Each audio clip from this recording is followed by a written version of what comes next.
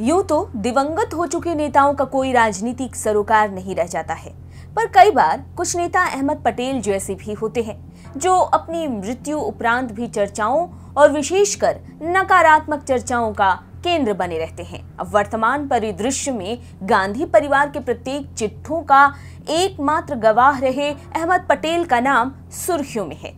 नमस्कार, आप देख रहे हैं TFI, जो है देश का सबसे विश्वसनीय ऑल्टरनेट न्यूज मीडिया पोर्टल।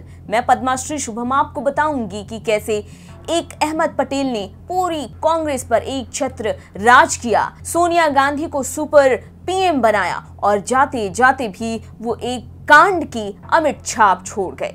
दरअसल इंदिरा गांधी की अनुकंपा से चुनावी राजनीति में आए और वहां से चलकर कांग्रेस के तारणहार के रूप में कार्य करने तक अहमद पटेल की कई कहानियां राजनीतिक बाजार में चलती ही रहती हैं, पर वास्तव में अहमद पटेल के कर्म कांडों की संख्या का कोई सानी नहीं है।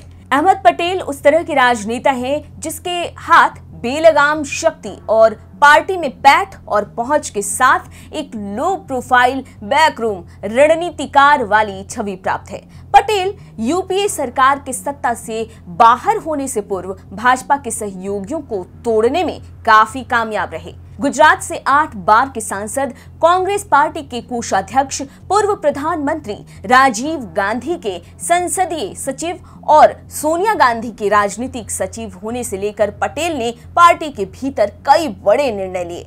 पिछले 4 दशकों में वो 2004 में कांग्रेस पार्टी की जीत, 2008 के अविश्वास प्रस्ताव को जीतने और संयुक्त प्रगतिशील गठबंधन यानी UPA की 2009 में वापसी सहित सभी प्रमुख मील के पत्थर के बड़े सेनानी रहे। ज्ञात हो कि जब राजीव गांधी ने 1984 में प्रधानमंत्री के रूप में पदभार संभाला तो उन्होंने अरुण सिंह, अहमद पटेल और ऑस्कर फर्नांडिस को संसदीय सचिव के रूप में उनकी सहायता के लिए नियुक्त किया।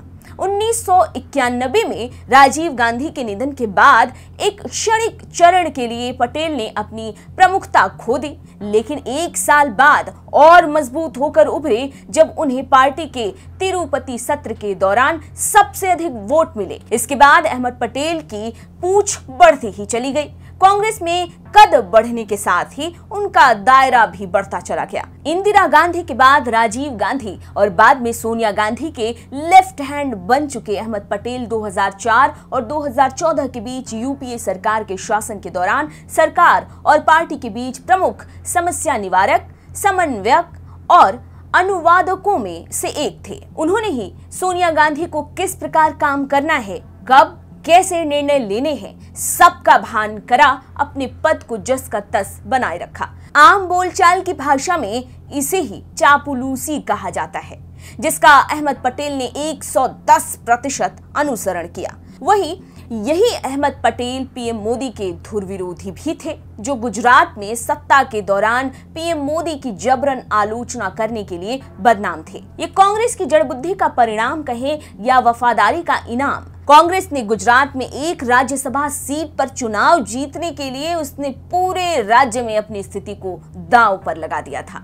इसके बाद उनकी मृत्यु के बाद जितना त्रास गांधी परिवार को झेलना पड़ा वो वाकई सबके सामने है। सोनिया और राहुल गांधी एक प्रकार से अहमद पटेल पर आश्रित हो चुके थे। अहमद पटेल की कोई राय देश विरोध में ही क्यों न रही हो, पर गांधी परिवार की नजर में बस एक ही विचार था कि न खाता न बही, जो अहमद पटेल कहे वही सही।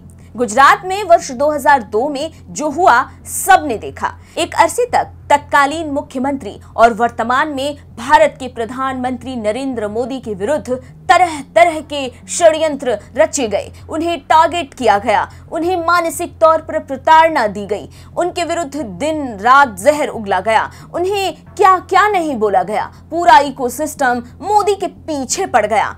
इसमें अग्रणी भूमिका निभाने वाले और कोई नहीं, अहमद पटेल ही थे।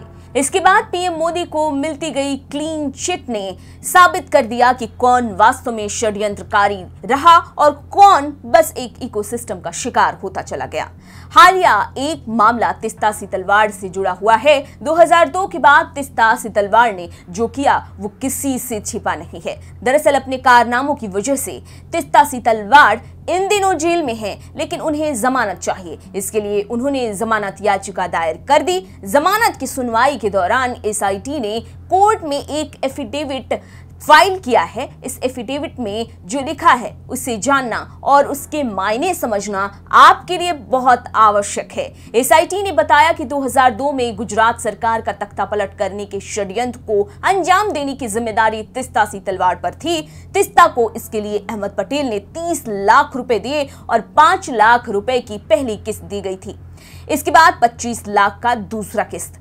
उन दिनों अहमद पटेल सोनिया गांधी के खासम खास हुआ करते थे। सोनिया गांधी अपने अधिकांश काम अहमद पटेल से करवाती थी और इन सब कड़ी को देखा जाए तो ये बिल्कुल साफ है कि गुजरात में राज्य सरकार का तख्तापलट करने का जो षड्यंत्र रचा गया, जिसमें तिस्ता सी तलवाड़ को 30 लाख रुपए दिए गए, इसकी मास्टरमाइंड सोनिया गांधी ही थी और मध्यस्थ दिवंगत अहमद पटेल थे।